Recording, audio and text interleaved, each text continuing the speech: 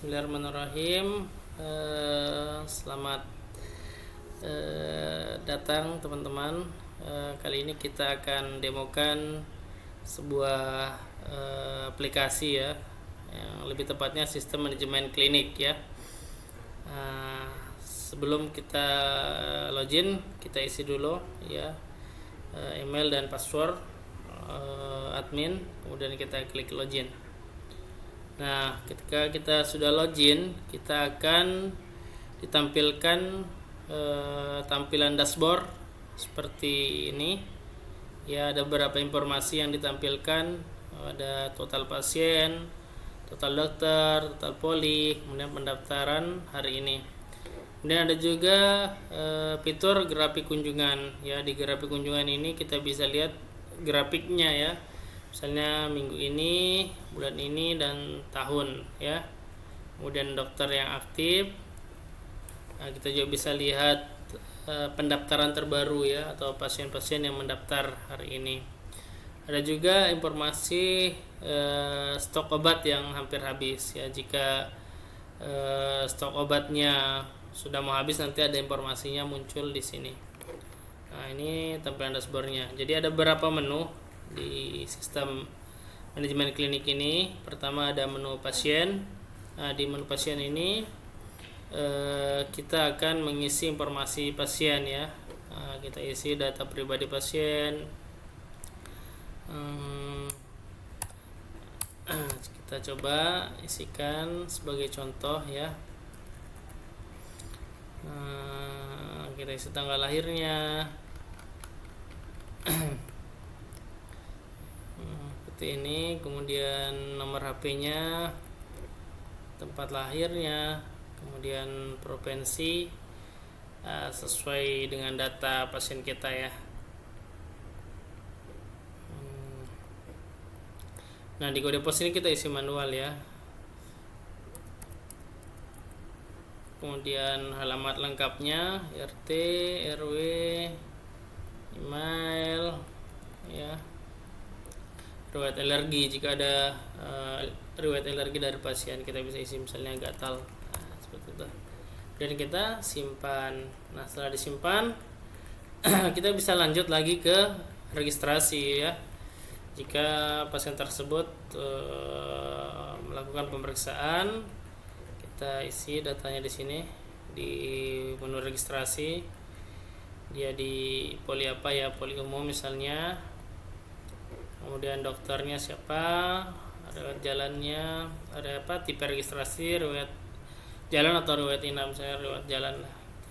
Kemudian kita isi tanggal pemeriksaannya, tentu tanggal pemeriksaan hari ini ya. Kemudian keluhan dari pasien, keluhannya misalnya gatal di lengan. Dan bisa juga mengisi catatan dari pasien. Oke, dan kita simpan. Oke, ini rekam medis dari pasien itu sudah kita isi ya. Nah, kemudian kita bisa update statusnya. Misalnya dia dalam proses pemeriksaan, kita update statusnya dalam proses. Kemudian kalau selesai, kita bisa pilih selesai. Oke. Nah, kemudian ketika sudah selesai pemeriksaan, tentu kita lanjut di kasir ya. Kemudian kita buat tagihan pasien tersebut. Nah, ini kemudian ada biaya konsultasi, ini disesuaikan ya, tiap-tiap berapa tarifnya gitu ya. Kita bisa tambahkan obatnya juga ya. Kemudian kita simpan.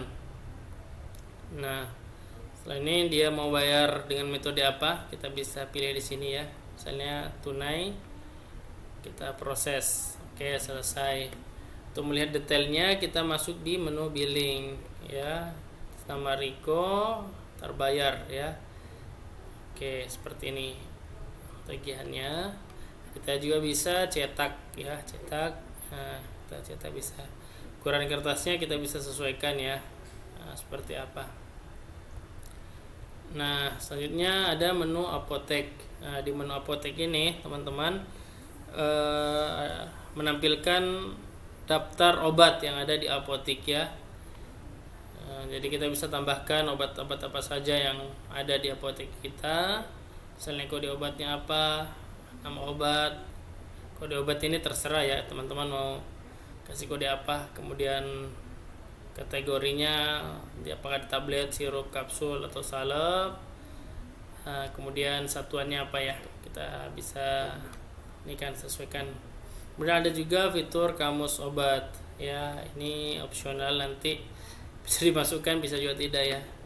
Ini hanya untuk memudahkan saja, misalnya nanti di kasir mau lihat obatnya, ini obat apa, bisa dicek ya gitu. Kemudian ada menu supplier, ini bisa kita tambahkan supplier di mana kita mau pesan obat ya. Dan kita bisa membuat PO juga ya, misalnya kita buat PO, nomor PO nya 4, tanggal estimasi pengirimannya misalnya tanggal 13. Kita bisa pilih tadi supplier, jadi bisa banyak supplier sebenarnya ya. Kita bisa pilih obatnya apa saja yang kita butuhkan, jumlahnya ya, kita isi. Nah, ini random aja ya, itu contoh.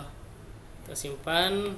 Di sini di statusnya menunggu persetujuan, jadi kita pilih detail, setujui PO, kasih maksud tanda tangan digital ya. Ini contoh ya, tanda tangan digital. Oke, berhasil. Jika kita mau cetak, kita bisa generate ke PDF ya. Kita bisa print langsung di sini. Oke, seperti itu. Oke ya, jika sudah diterima barangnya, nanti kita bisa update lagi di sini, terima barang.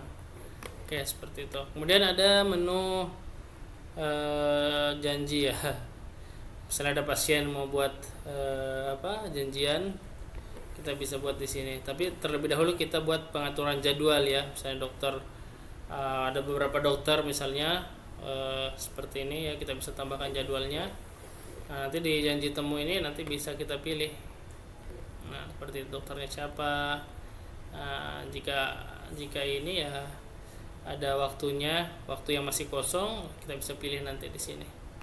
Itu pengaturannya itu nanti di sini. Selanjutnya ada menu laporan ya. Di menu laporan ini ada beberapa. Pertama, laporan keuangan, kita bisa cek laba ruginya. Seperti ini.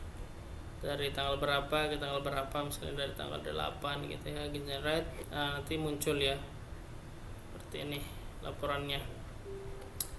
Kemudian laporan arus kas juga bisa kita lihat ya. Oke, kita generate. Nah, seperti ini. Kemudian pendapatan perlayanan juga kita bisa cek. Nah, seperti ini. Ini ada laporan obat. Nah, di laporan obat ini kita bisa lihat ya, detail penjualan ya, pendapatan obat, total item yang terjual, nama obatnya, kemudian jumlah terjual, kemudian total pendapatan itu. Kemudian ada juga statistik kunjungan. Kita bisa lihat ya, misalnya minggu ini, bisa bulan, tahun, kita bisa cek. Selanjutnya ada menu pengaturan. Di sini kedepannya kita mau integrasikan ke Satu Sehat ya. Kemudian ada menu profil ya, kita bisa update di menu profilnya. Oke, mungkin itu saja ya demo aplikasi manajemen klinik. Jika teman-teman berminat bisa hubungi saya ya, atau teman-teman punya bisnis lain yang mau dibuatkan sistemnya juga bisa ya, nanti tinggal kontak saja, kita bicarakan, diskusikan apa saja kebutuhannya, kita insyaallah buatkan ya. Mungkin sekian dari saya. Assalamualaikum warahmatullahi wabarakatuh.